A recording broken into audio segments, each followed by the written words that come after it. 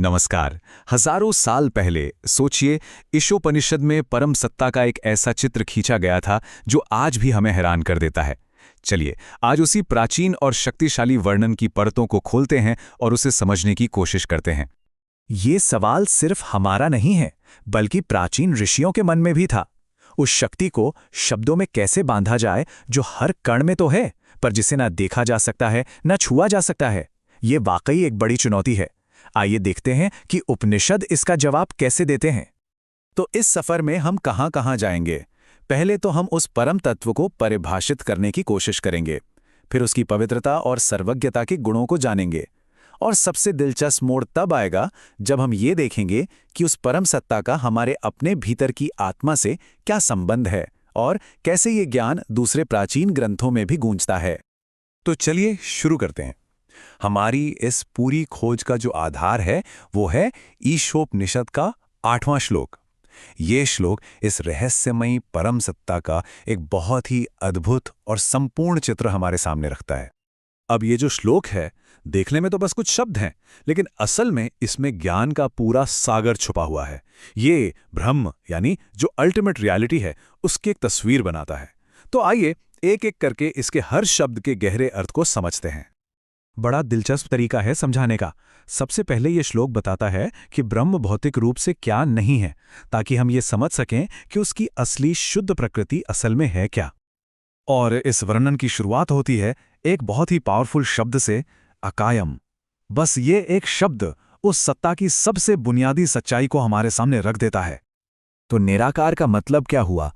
सीधा सा मतलब है कि उसका कोई फिजिकल बॉडी नहीं है, कोई शेप नहीं है, कोई फॉर्म नहीं है। मतलब वो हर उस चीज से अलग है जिसे हम अपनी इंद्रियों से महसूस कर सकते हैं। अच्छा, अब इसी निराकार वाली बात को और पक्का करने के लिए दो और शब्द आते हैं जो एक दूसरे से बहुत जुड़े हुए हैं, अव्रणम और अस्नाविरम। तो सोचिए, अव्रणम मतलब जिसमें कोई घाव न हो, अस्नाविरम मतलब जिसमें कोई नसें नाड़ियां न हो। ये दोनों शब्द मिलकर एक ऐसी परफेक्शन की तस्वीर बनाते हैं जो कभी टूट नहीं सकती, जिसमें कोई कमजोरी आ ही नहीं सकती, नश्वर शरीरों से बिल्कुल अलग। तो अभी तक हमने देखा कि उसमें क्या क्या नहीं है, कोई शरीर नहीं, कोई घाव नहीं, पर अब सवाल उठता है कि फिर वो है क्या? और इसका जवाब भी इसी श्लोक में है। वो शुक्रम है, यानी तेजस्वी और शुद्ध। शुद्धम है, यानी पवित्र, और अपाप विद्धम है, यानी जिसे कोई पाप या बुराई छू भी नहीं सकती। अच्छा, तो हमने उसकी प्योर नेचर को तो समझ लिया। अब कहानी का अगला हिस्सा, उसकी चेतना और उसकी शक्ति। चलिए अब समझ के अगले लेवल पर चलते हैं और इस परम वास्तविकता की शक्ति का पता लगाते हैं। अब आता है एक और दिलचस्प शब्द, कवि ही। अब यहां कवि का मतलब वो नहीं जो हम आम तौर पर समझते हैं कि कोई कविता लिख रहा है। यहां इसका अर्थ बहुत गहरा है। कवि का मतलब है वो जो सब कुछ देख सकता है, सब कुछ जानता है, पास्ट, प्रेजेंट, फ्यूचर, कुछ भी उससे छिपा नहीं है। वो ज्ञान का, विजडम का अल्टीमेट सोर्स है। और बात सिर्फ जानने तक ही सीमित नहीं है। वो परम सत्ता सिर्फ एक साइलेंट ऑब्जर्वर नहीं है, बल्कि वो सुप्रीम गवर्नर भी है। वो मनीषी है, यानी सबसे बड़ा ज्ञानी और विचारक। परिभू है, यानी सबसे ऊपर, सुप्रीम। और स्वयंभू है, जिसका मतलब है कि वो खुद से है, उसे किसी ने बनाया नहीं है। तो अभी तक जो भी बात हुई वो एक बहुत बड़ी कॉस्मिक रियलिटी की बात लग रही है, जो हमसे बहुत दूर है। लेकिन अब उपनिषद इस कहानी में एक बहुत ही पर्सनल ट्विस्ट लाते हैं। और यहीं पे उपनिषदों का सबसे गहरा रहस्य सामने आता है। वो सारे गुण जो अभी हमने ब्रह्म के बारे में सुने, निराकार, शुद्ध, सर्वज्ञ, कमाल की बात यह है कि ठीक वही गुण हमारे अंदर मौजूद आत्मा के भी हैं। ये ऐसा है जैसे एक ही सिक्के के दो पहलू हों, एक कॉस्मिक लेवल पर और दूसरा पर्सनल लेवल पर। तो इसका मतलब क्या हुआ? इसका मतलब ये है कि ब्रह्म को जानना कोई बाहरी चीज को जानना नहीं है, बल्कि अपने ही असली स्वरूप को पहचानना है। और इसी को मोक्ष का यानी परम स्वतंत्रता का रास्ता कहा गया है। और ऐसा नहीं है कि ये बात सिर्फ ईशोपनिषद में ही कही गई है।